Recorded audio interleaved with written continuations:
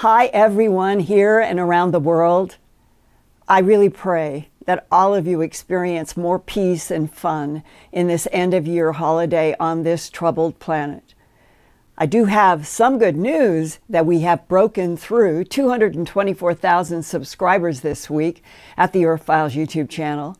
So my deep thanks to new subscribers and to all of you who have been here Wednesday nights live the past 5 years.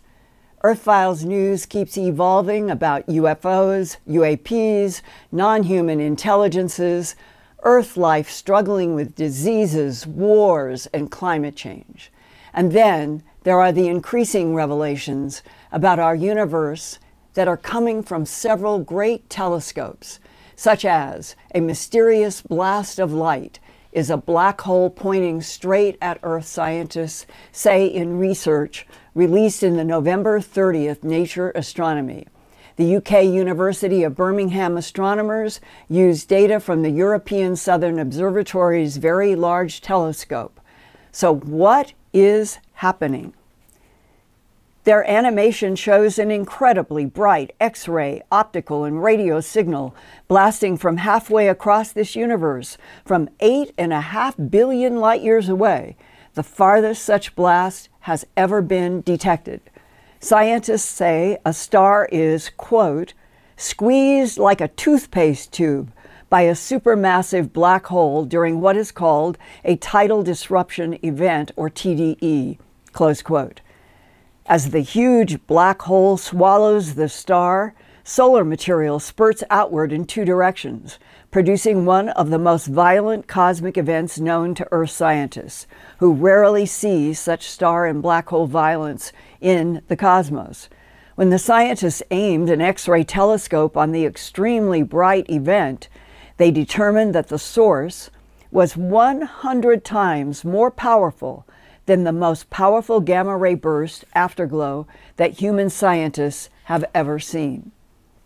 Another recent headline is, quote, the Southern Hemisphere's largest new radio telescope joins the Breakthrough Listen project that is searching for extraterrestrial technology, close quote.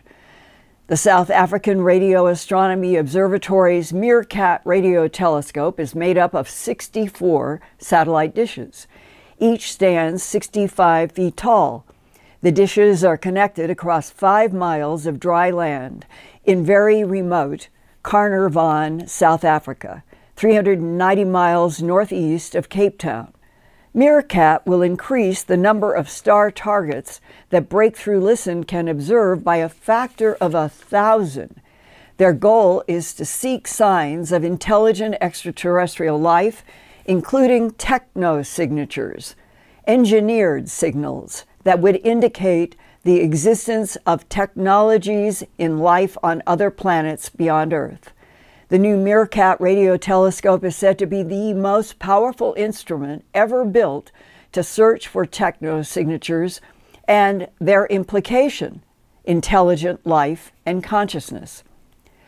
What is different about MeerKAT is that there's no need to physically move its antennas. Its 64 dishes can monitor a very large sky area and scan 64 objects at once. One of MeerKAT's targets will be Alpha Centauri A, Alpha Centauri B, and Proxima Centauri. The reason is that in 2020, Breakthrough Listen detected an odd radio signal coming from Proxima Centauri, the closest star to our sun and a member of the Alpha Centauri solar system.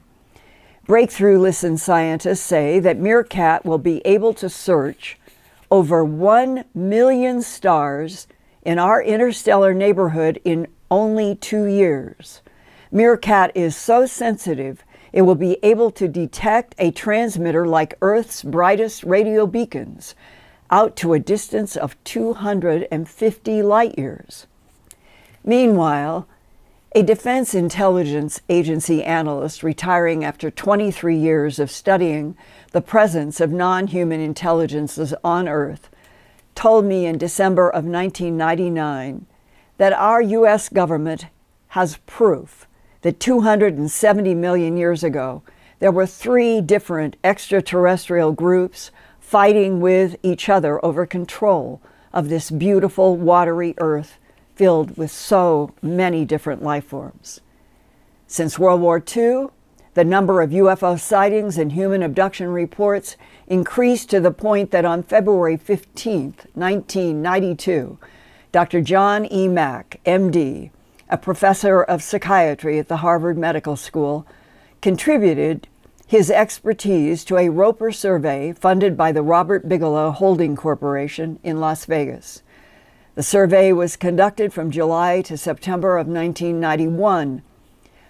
One of the Roper survey conclusions was that the number of UFO abduction experiencers appears to be at least 2% of the population. In today's 2022 United States population of 335 million people, 2% is more than 6 million. Dr. Mack wrote in the 1991 Roper poll, quote, "Hundreds of thousands, if not millions, of American men, women, and children may have experienced UFO abductions or abduction-related phenomena," close quote. Dr. John Mack, professor of psychiatry at the Harvard Medical School, February 15, 1992, and author of Abduction: Human Encounters with Aliens, copyright 1994. That was 3 decades ago. Since then, I have interviewed hundreds of people who have described face-to-face encounters with several different types of non-humans. But as the defense intelligence analyst told me in December of 1999, the 3 primary extraterrestrial species competing with each other about Earth are gray-colored humanoids who have an enlarged back of their head. Their large eyes can be cat-like, with a large vertical pupil surrounded by a pale or gold-colored iris. Those are one type among many different gray types that come in different heights, from 5 to 6 to 7 to 8 feet tall, and as small as 2 to 3 or 4 feet tall. Those smaller entities are described as entirely artificial intelligence, created to work for the taller grays. Another group, described by some government, military, and aerospace sources as perhaps our closest genetic progenitors on Earth, are the blonde, blue-eyed Nordics. Abductees say the Nordics are indistinguishable from human populations in Norway, Sweden, Denmark, Iceland, and Finland. Nordics have also been described to me as serious warriors against a 3rd and 4th type of alien species involved with Earth, the reptilian humanoids and the dangerous insect tronoloids. Other alien humanoids, often described by people in the abduction syndrome, are 8 to 10 foot tall whites, who are described as extremely advanced overseers of Earth in some kind of collaboration with the Nordics against the reptilians and the tronoloid insects. The various gray types seem to play all sides. A year ago, in February 2021, at Conscious Life Expo in Los Angeles, I had a meeting with Gaia's executive producer, Sid Goldberg, from Louisville, Colorado. He pulled out his cell phone and showed me a photo of a brown-haired man named Tim, who has never given a last name. But Sid said Tim worked as a private contractor and tactical advisor in a covert German government operation similar to the American Lockheed Skunk Works, accessible only by top-secret special access program. His job was to analyze various strategies connected to extraterrestrial groups in contact with Earth. Sid told me Tim was born in Western Germany in the 1980s and evolved as a good student who studied what was behind political control in the Middle Ages by Templars. Historically, Templars are described as German Christians, some with blonde hair and blue eyes. According to Tim, His Templar research led to a German government recruitment of him at a university to participate as a private subcontractor in a German government top-secret institute related to communications, active communications, with extraterrestrial entities interacting with Earth. The Knights Templar were a Catholic military order in Western Christianity nearly 1,000 years ago, from 1119 to 1312. Although the Templars were active military rather than a praying religious order, the Templars wore large red crosses to represent martyrdom and the sacrifice of Christ. They focused their lives on serving God with prayers repeated at fixed times during the day. The Templars had a war flag called the Busillon. The flag had a solid black section above a solid white section. Did the black depict evil and the white symbolize pure goodness that echoes through the centuries, like the much older black and white yin and yang symbol of 3,500 years ago in the I Ching? Whatever the truth, the Busillon held a lot of power. Knights were not allowed to retreat or stop fighting if the flag was still flying. Tim's university study of the controlling role that the Templars had on the Middle Ages is what allegedly interested the overseers of the secret German government project with the extraterrestrial biological entities known as Greys. Sid asked me if I could interview Tim in a new Truth Hunter series at Gaia to be produced in the Gaia Studios in Louisville, Colorado, near Boulder in March of 2022. That series of 8 new programs began broadcasting in October 2022, and you can see them by going to this link for all of the new Truth Hunter series with Tim from Germany and with me. And that link is gaia.com/Earthfiles. For 2 days on cameras in March of 2022, Tim and I talked about gray extraterrestrials, other dimensions, other types of ET beings, and tonight, here on the Earthfiles YouTube channel, I want to share with you a segment from a private audio interview that I did with Tim later on August 13th about his first meeting with a gray extraterrestrial. Could you talk now about what it is like in your mind, your spirit, your soul, your body, to be close to one of the Greys and having communication, whether telepathic or however you're seeing movies in your head or whatever, about your first time where you were really close to a Grey? Yes, it's frightening. It's traumatic. First time ever was inside of a facility that has squared boxes in them, all metallic, used for direct contact. The human brain picks up on patterns all the time, and when these patterns that are unfamiliar, the human brain goes into a state of emergency. This is why the lights were dimmed, so that the brain and sensory organs do not pick up too much information. When you are in contact with a Grey face-to-face, there is a very particular, frightening aura or sensory overload, a weird sensory element which makes your body very alert. Imagine you're in a spot and you feel observed and you have this kind of weird anxiety that runs down your spine and makes you want to get away as soon as possible, makes you very uncomfortable. Then you have the feeling that you have when you're inside the room with this being. So it's very strong, weird energy coming from that being. It's really disturbing, traumatizing. And even though the first meetings were just standing there, didn't move at all, didn't say anything, I didn't have any kind of communication. It feels like you either want to run away or collapse because you feel like your reality is breaking rapidly.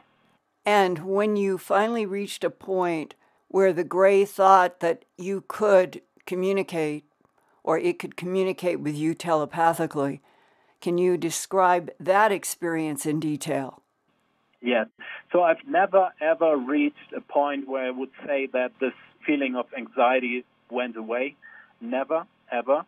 The same intense feeling of fear every time. But you get used to it because after some time you realize that there are protocols and the beings, whether one or up to three in the same room, would not move or do anything that harms me at all. The first few times was just standing there, and communication was slowly introduced into that conversation, mostly through a technology that looked like a glass tablet that had two displays on it. It was glass all the way through, and it had displays on it.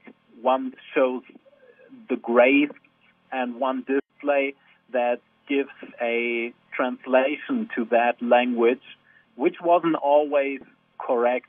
At certain times it sounded correctly, but it didn't make any sense. So that were the moments where we need some time to figure out what the grays were actually saying and meaning.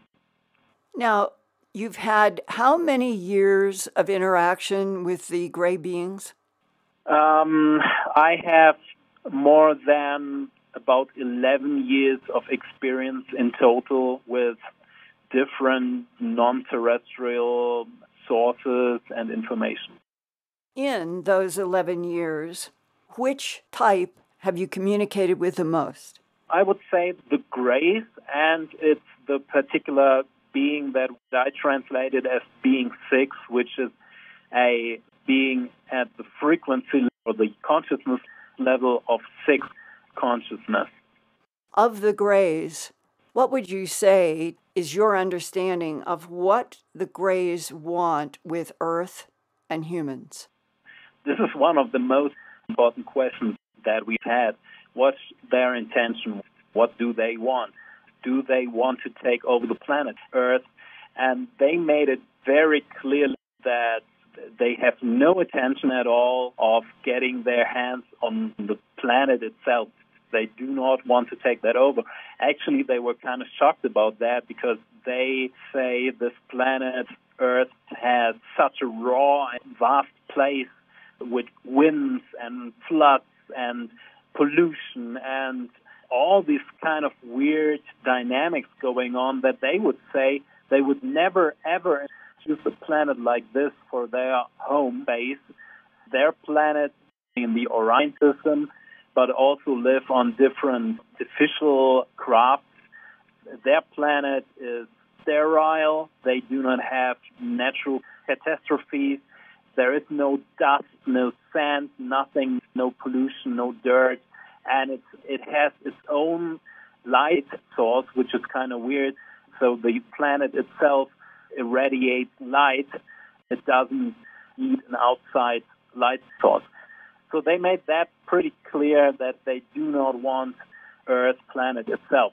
What they want is they understand that they only can evolve further if the universe as a big, big organism evolves.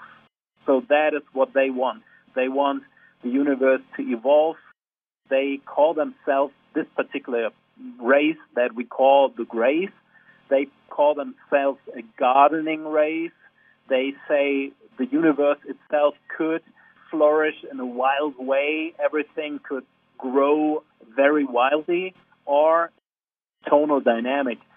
They want to preserve the tonal dynamic, which was one of the expressions that we had to investigate further because we didn't understand at that time. The tonal dynamic means that beings are on a certain path for their own evolution called soul way. Beings have a certain path that they're on, which they are interested in, And the Greys want to make sure that they have every right and every possibility to proceed with that particular path so they can evolve, and the mass of all beings throughout the universe, the whole universe as an organism, can evolve. And they do that in a very large scale. They even offer administrative services to whole galaxies and star systems. I have been told by a man who has worked for 33 years in an aerospace company, all related to the evolution of advanced technologies that we have back engineered from UFO technology. And he said, I understand that humanity, Homo sapiens sapien, is the product of genetic manipulation and the insertion of genes from the tall whites, Nordics, and the orange grays. Yeah, I can confirm that this species on this particular planet, what you call Homo sapiens sapiens, that this is indeed a genetically modified species, and we know that at least a dozen, maybe even more species have left their extensive fingerprints in the genetic code of the human. What do you, at this point, in your mind's eye, when you look into the future from all of your interactions with these 2 or 3 different beings and knowing that we're in a universe that is teeming with intelligence, what do you see coming in the distant future for Earth? Are humans going to be allowed to self-destruct and a whole other species replace us here? The Greys have communicated to us at least 15 years ago that Earth itself has certain cycles of existence, and there has been a version of this Earth that inhabited different civilizations that are all gone now, and you talked about South America in particular, and we know for at least 15 years that this cycle of this Earth might come to an end. We talked about that, and you quoted one, I think, general or someone who has said the same thing. And this is why all these species are looking upon Earth and humanity, because they have their own agendas on helping or guiding or harvesting inhabitants of this planet and integrating them into their own species, or as the Greys would do, so that their soul dynamic, their soul plan can be fulfilled. Hey, and I want you all to know that this Earthfiles YouTube channel is now available on podcast. New episodes are released every Thursday after the live Earthfiles broadcasts, like tomorrow. So go to podcast.earthfiles.com or search for Earthfiles in your favorite podcast app, and we'll put a link in the show notes for everyone. And I wanted to share with you an email that I received today from an Earthfiles viewer with several facets that I thought would be fascinating in communicating with you what other people are experiencing and writing about. My name is Beck, and I was watching your latest YouTube broadcast, meaning the one with where I was talking about, let me know if you have any clicking in your ear. I'm pretty sure that I have an implant in my ear. I do not hear clicking sounds, but what I do hear are subtle static sounds, exactly like when one attempts to find reception on an AM radio dial. I also have this frequency that I feel goes on and off sometimes in my head. He said, I was standing outside one night just having a cigarette, and I saw a huge LED orb. It was light and glowing, traveling above the trees very slowly. I followed it until it stopped about 20 to 30 yards directly in front of me. The orb turned into a very tall man, or humanoid. He was wearing what appeared to be battle armor gear. He was at least 10 feet tall and in a walking stride toward me. I knew that he wasn't physically there, couldn't be there physically. It had to be something like a hologram, or I'm looking at someone in another dimension. Immediately, the word Anunnaki came to my head, and I am unsure why. Is he telling me that he is Anunnaki? I don't know. I keep on having these feelings and thoughts of battle, war, death, and protection at the same time. It is a strange feeling indeed, and just like that, he was gone. And it reminded me of a case that I read about 3 or 4 decades ago in the Himalayas. And this was about an orb of light that was moving about 3 feet above the ground, seen by 2 Americans. And then they saw this sphere of light about the size of a grapefruit. It rotated, and as it rotated, a humanoid came right out of the glowing sphere onto the path with feet on the ground and continued walking. So this may be an insight into a technology that non-humans use when they're here on this planet, that they have some way of transporting in a light technology from place to place. It's a question.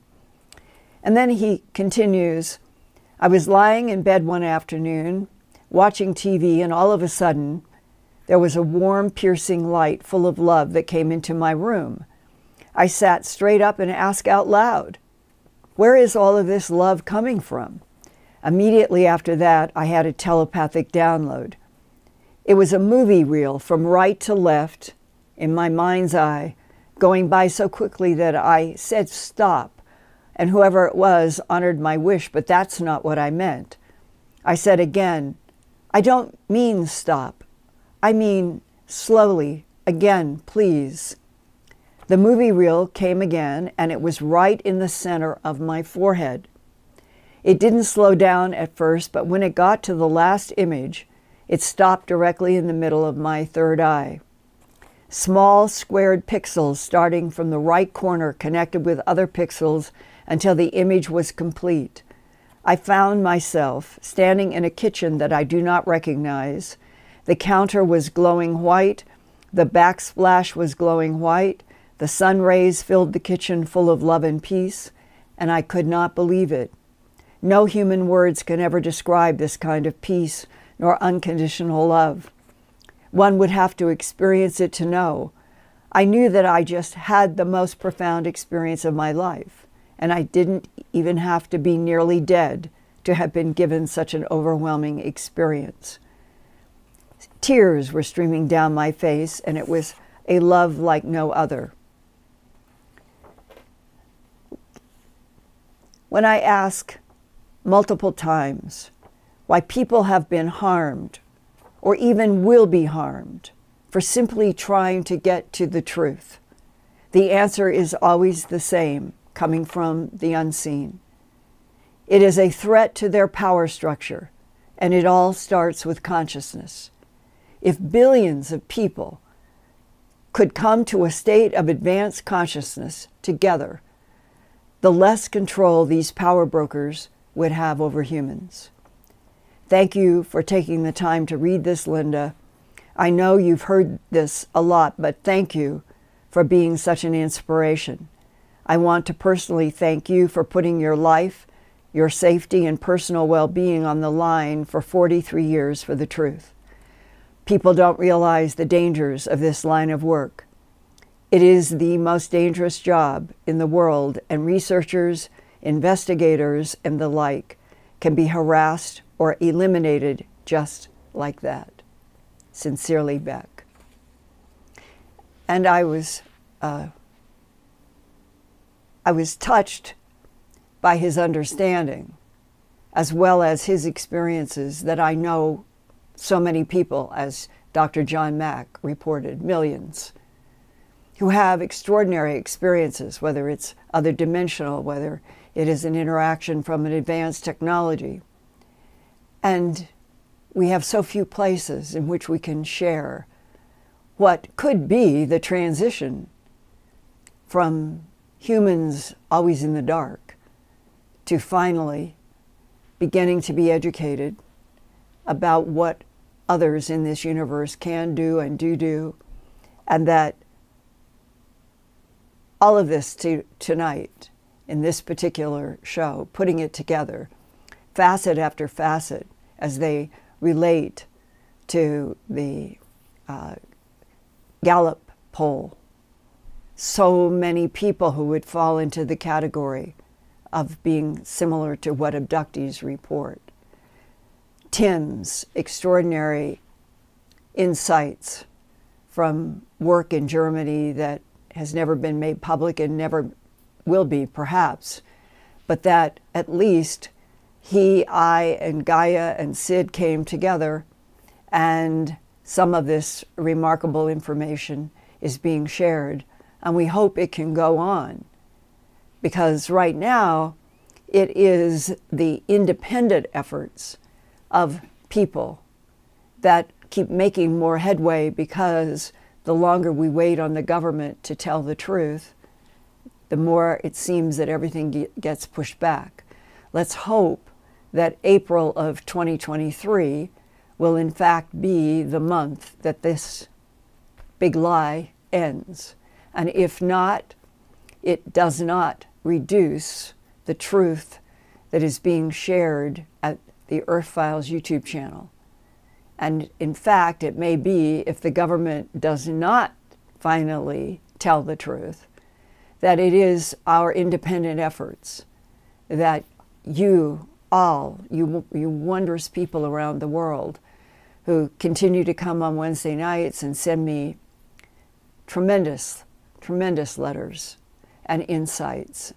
And that is what I always hoped that the intersection of Earthfiles could do on a planet where we need to have a revolution of knowing about our past, our present, and the future in a brand new context, that we're not alone in this universe.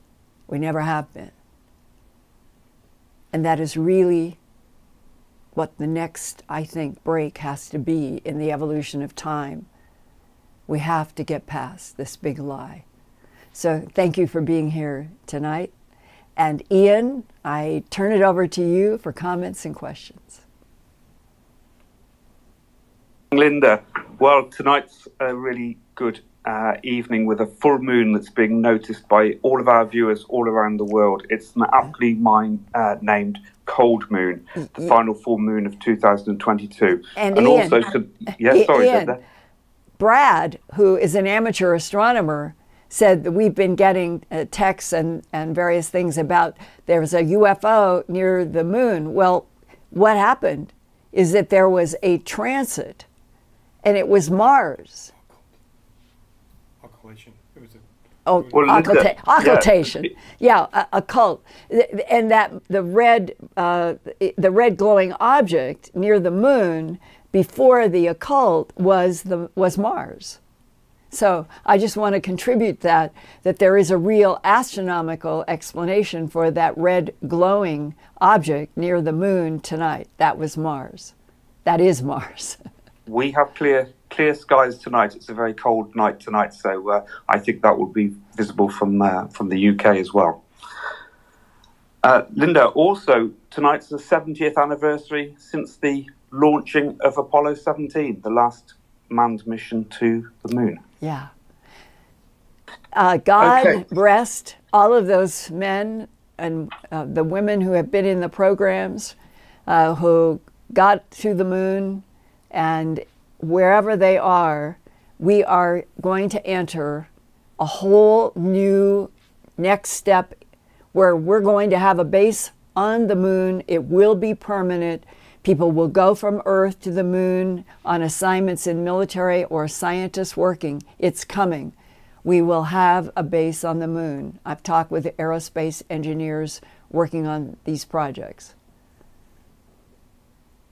Linda, Wayne Burrell says, I love your work, Linda. Do you think there are other human hybrid races on other planets in our galaxy?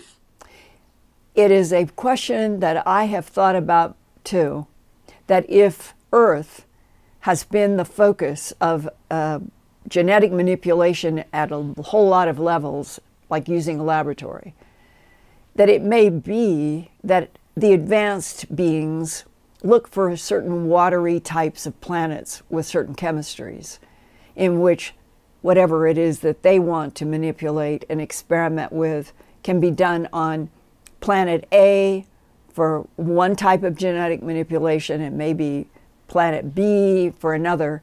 If we knew the whole big picture and the whole scope of things, it would probably be astounding. But there's not one question in my mind that we are on a planet that has been used by at least 3 competing extraterrestrial civilizations for at least 270 million years. There could have been others before then. And that today, whatever is happening on our planet in terms of something changing in the climate, we are on a planet exactly as Tim from Germany said, that the gray beings, the ones with the expanded heads, there's so many different types, that this is a planet that goes through cycles that can be dangerous to the life that is on it. And there may be other planets where there are not as many physical tsunamis and volcanoes and earthquakes and solar eruptions and all of the things that we are on a planet that have those risks. But it's almost like one of the rules in the universe. If you're going to have something really outstanding and unique, sometimes it always goes in a context of being more difficult and sometimes even dangerous for us to understand it and to be able to collaborate as one of the life species on Earth, that if we could relate to each other as remarkable beings, a manipulation of genetics by who knows how many non-humans. But that there have been many people, both on the abduction side, the science side, the medical side that I have talked to, and they are convinced that there is something about the Homo sapiens sapien, no matter what the experiment started out to be, that beings have found that we are worth trying to keep evolving. And maybe tough love is part of that evolution. If the tall whites and the Nordics know, because they can project into time, that X coming up in front of us is going to be a micronova, or is going to be a tsunami, or is going to be a snowball, or is going to be whatever they are, then maybe they will help us through something that could be cataclysmic because they want to see us survive. And I just say, that's wonderful, but let us know while we're still on a planet that is in one piece with a population of humanity that deserves to know the whole truth. And maybe there will be exoduses. Maybe that is part of being in the universe, that eventually planets and suns, they come to ends. And for populations to go on, somebody has to be technologically advanced enough to take this population to another planet in a system where there will not be that harm, or they are going to be removed. These are all of the pieces and facets that you hear in letters from abductees who have been shown movies, or they say, we are in a decade or we're in a century where there are going to be a lot of changes. Well, I've heard that from scientists for quite a while, and I've shared it here with the physicist in 2014, who said that by 2030 there would be a huge reduction in population. whatever the truth is, that's what I fight for. And I hope, like Beck said, that all of you are here because you would like to evolve with whatever we can learn that can be the truth that can be reported. And in that context, I hope that you will reach out to your friends and your family and ask them to come with you and visit on Wednesday nights so that we can keep growing, at least as a Earthfiles YouTube, in which we are trying as best we can to report the truth, even if the truth keeps changing at an evolutionary, revolutionary time. But I think it's very clear we are headed towards some public acknowledgement of other intelligences in this universe. I think it has to be opened up. So that, Ian, is part of the big context of what we're trying to do. Thank you, Linda. I need to do the super chats. We've got a lot of very generous viewers tonight. Dr. Dolores Mize, Forest Lady, Rebecca Cole, Charlie Ortiz, Terry D, Pam Harris, Wayne Burrell, Yin Yang Glow, Choco Mochino, Sandra Lavender, Fabian Far Beyond, Christina Ledesma Jimenez, Jason Oden, and Moonbird isn't with us tonight, but he's sent us a message. He's actually celebrating his 50th birthday in a sensory deprivation tank. Oh my gosh. Moonbird, give us a report next week when you get back. Yeah, happy birthday, Moonbird. Also, and thank you to everybody. Charles Barber's in the chat tonight. He's in San Diego. I spoke with him last night, and he's coming to our conference on the Portal to Ascension conference on the 23rd of April as well. Good. And let's put in a plug for Portal to Ascension. If all goes well, then we would have the announcement that has been described on April 23rd that maybe we'll get this announcement about the Webb telescope getting a biological signature from one of the planets in the TRAPPIST-1 system. And it would be great if we were, a lot of us, together when that happened. So, Mark, put that week of April on your calendar. All right. Yeah. Okay, Linda, also here's a question from Paula Eaton, who's in the chat tonight. She says, if the government has proof of extraterrestrials experimenting here on Earth for millions of years, what would such proof consist of? I wish I knew all of the details. I don't, and I never have. I was when the first time that this was said to me was in December of 1999. And when I asked the DIA analyst in that 7-hour meeting, if the government has proof, what is the proof? And he answered, if I told you, it would be dangerous for both you and for me. So those are some of the blocks that you run into in trying to get to truth. And I accept that that man told me as much truth as he knew.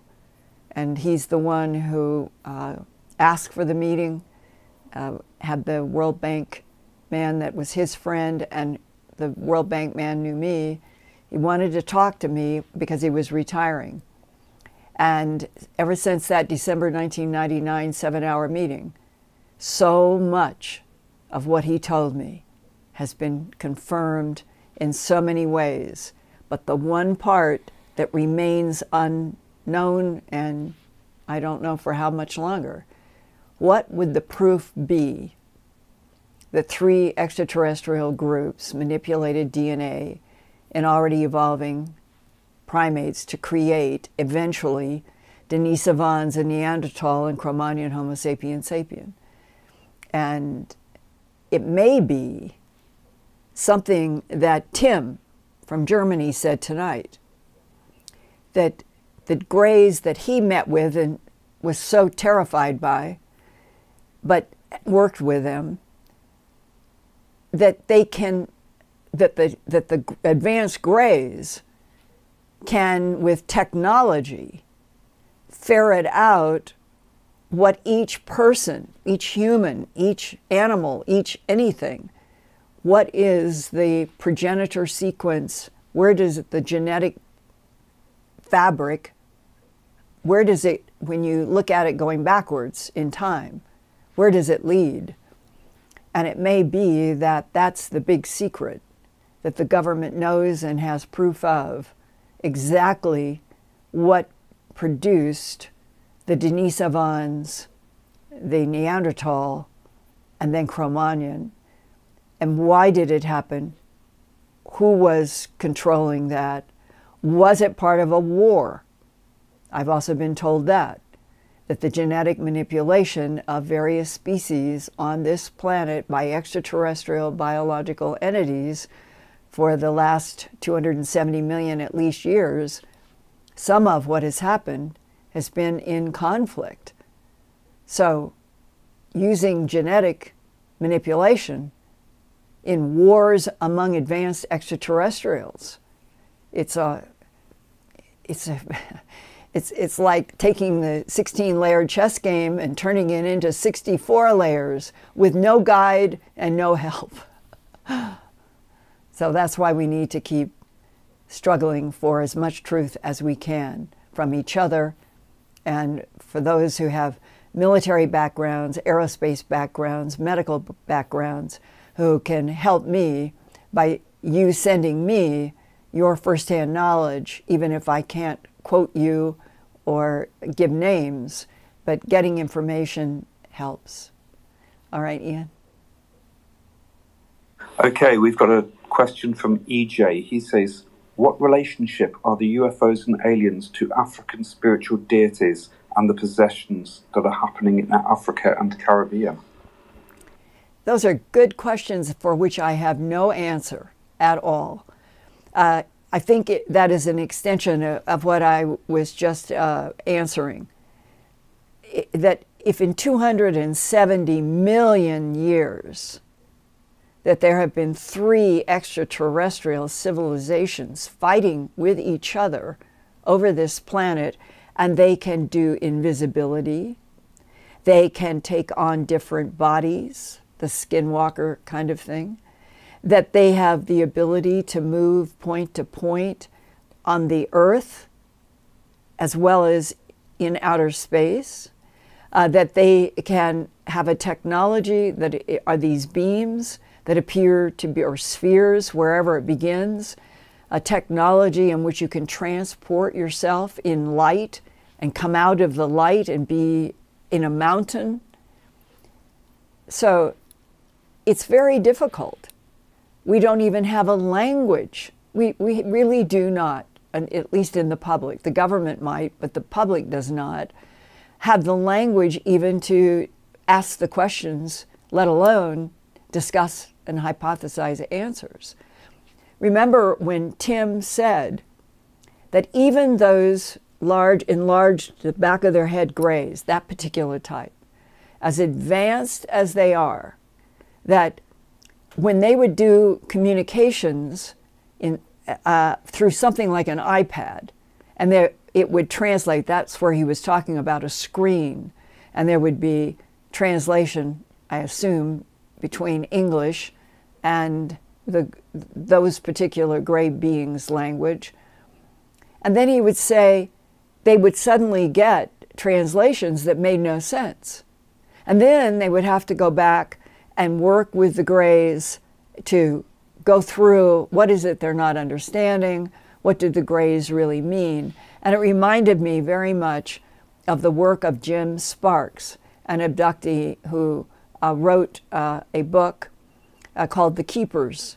And Jim also said the same thing, that he was taken, he thought, onto a craft, put in front of something like a computer, a screen, and he would be taught the particular gray, that was also a particular gray, a gray language, and they would show him how it fit to, in his case, English and the alphabet.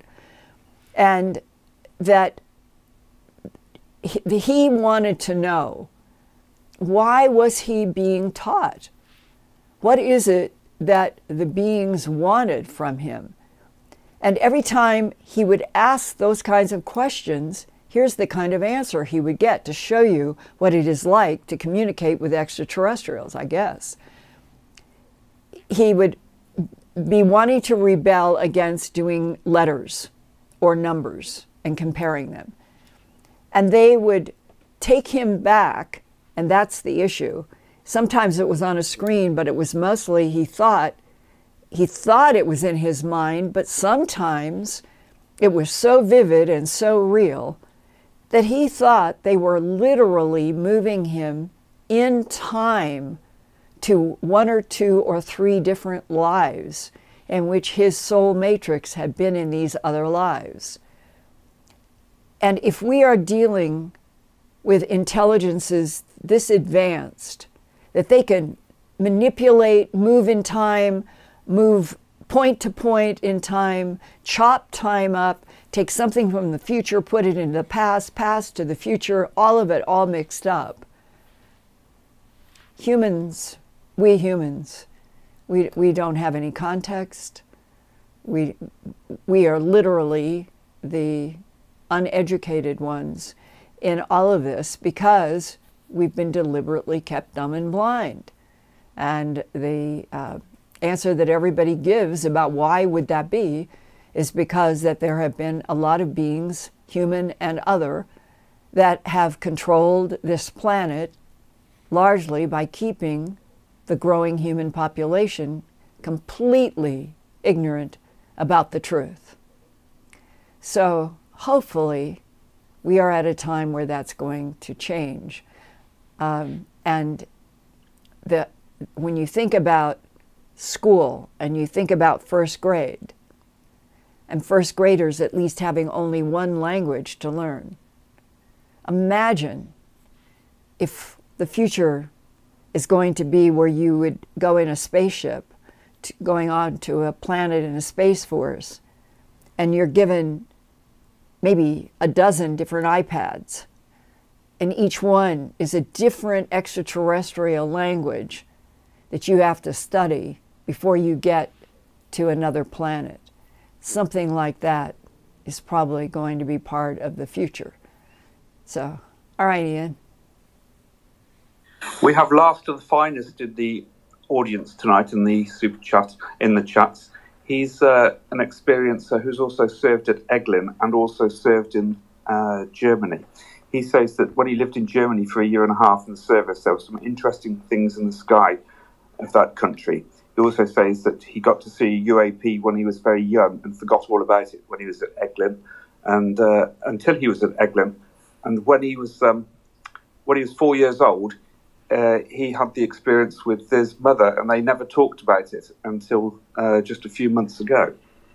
And what was the experience? Can he tell us? Apparently, he's already spoken to you, so you know you are familiar with some of his story. But if that rings any bells, that he was working at Eglin, and anyway, he's in the chat. He had experiences before he went to Eglin, and also I believe he was had some experience at Eglin as well.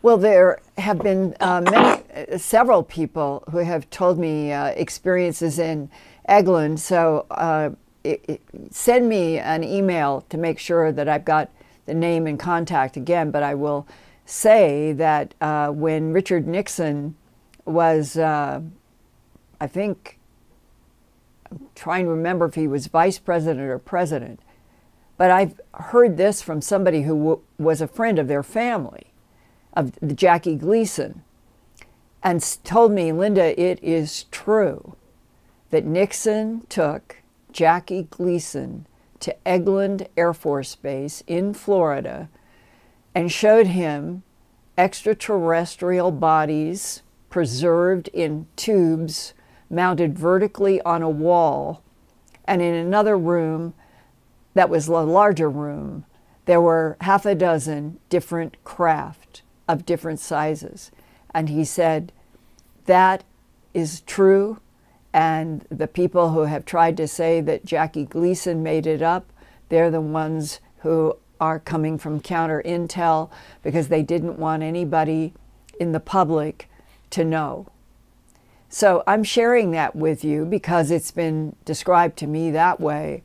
And I'm curious if anybody else with an Eglin Air Force Base background has any firsthand information about there being something like a museum of bodies in tubes and craft underground in that base. I'd love to know if anybody has any other experiences to back up further the Jackie Gleason and Nixon being there. Okay, Ian, and send me the email that you just referenced. Right, and we'll keep in touch. We'll see if he's able to give us any more information on that. We've got a question from Choco Machino in Mexico City, I believe. He's in Mexico anyway. He says, Linda, I had 2 instances of seeing unknown strange symbols as I awake from sleep for about 1 minute. The second time started glowing blue, like reading. Do you know where I can read more about this? Happened about 2 years ago. Can he describe, is he there now? Can he describe the symbol or symbols? Well, yeah. Yes, if you're there, Choco Machino, give us more information or contact us at earthfiles@earthfiles.com. But I was thinking, yes, Jim Sparks about the symbols. Well, and there are 2 languages that have been identified for me over the last 43 years as having a source of extraterrestrial civilization for real. Sanskrit, I have been told by half a dozen people, has been identified as extraterrestrial, as an extraterrestrial based or evolved language. And another one is Tibet and Bhutan. And if you go to a computer and type in, I want to see the language of Tibet, I want to see the language of Bhutan, you will be in a whole new visual lines and dots. And where else have lines and dots played a significant role? The Mayans in the Yucatan. Look on a planet at the distance between Tibet and in the Himalayas and Bhutan and the Yucatan. And yet there have been probably, I don't know, there have been several people who have either been abductees or they have had some military information in which it was tying Bhutan and Tibet to the genetic experiment, that's the way it was explained to me, that ETs like to do genetic experiments in pieces of planets. And they like things like islands, so they're not attached to any other experiments, or peninsulas, that a peninsula comes out into the water from land, and that is also a good place for ETs to put an experiment. And that was described to me as the explanation for the development of the Mayans, that the Mayans were a genetic experiment from the Bhutan, Tibet area of the Himalayas on the other side of the world. And the language, what you see, the dots and the lines in the Mayan relates to the Tibet and Bhutan languages. And if you begin to just do a check on that for yourself, educate yourself on that, you will begin to see like a whole new horizon begins to expand. It's happened to me several times. You begin to understand, oh my Lord, I see this is the exact symbol here that's completely on the other side of the world. And once you get into that mode, I think it's very exciting, and that every single thing that you see, touch, read, hear begins to, you find yourself being led to other insights. And those insights are that we have a completely different history than we have been told. Okay, Ian. We've heard back from Choco Machino. He says, I'm here, but the symbols were really strange. I've never seen anything like that. I've drawn one of them, and I can send you the picture. So we'll wait for further information. Yeah, can he email right now? Can you sit down and give me as many symbols as you remember vividly in your mind's eye, and then email directly to me at earthfiles@earthfiles.com. I have a shelf that has about these many books, notebooks, all having to do with what have been sent to me as symbols that people have seen inside of craft, have seen on other planets, that the so-called angel writing is in that category. It's incredible, and I would love to see the symbols that you would draw that I can compare to what I have. And on that note, we have reached the bottom of the hour. It has been so fun to share with you tonight my own private interview piece with Tim from Germany. That was an extraordinary experience to talk with him for 2 full days on camera for the new Truth Hunters series, and that I hope that you will all go to Gaia and see the whole series, because Tim has information that not many people do have, and that's what we need to hear and learn. On that note, I'm going to see you next Wednesday, and I'm going to have a very special other interview next Wednesday. And everybody who feels like it, dress up a little bit for Christmas, and we'll also celebrate being with each other before a holiday that is dedicated to peace and love. And I would just add, may we all try for truth. I love you. See you next week.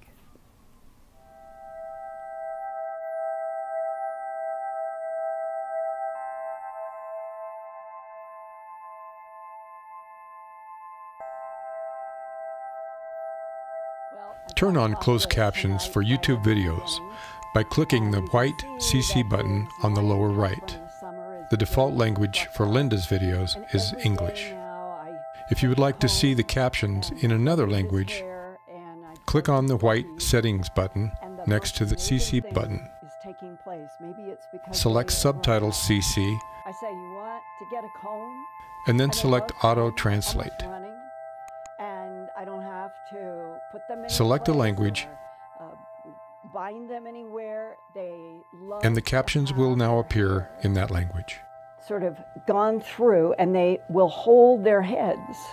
I never had a cat do that before. And they'll pull against the comb, helping me get out snarls. And I think it's the best they've ever been.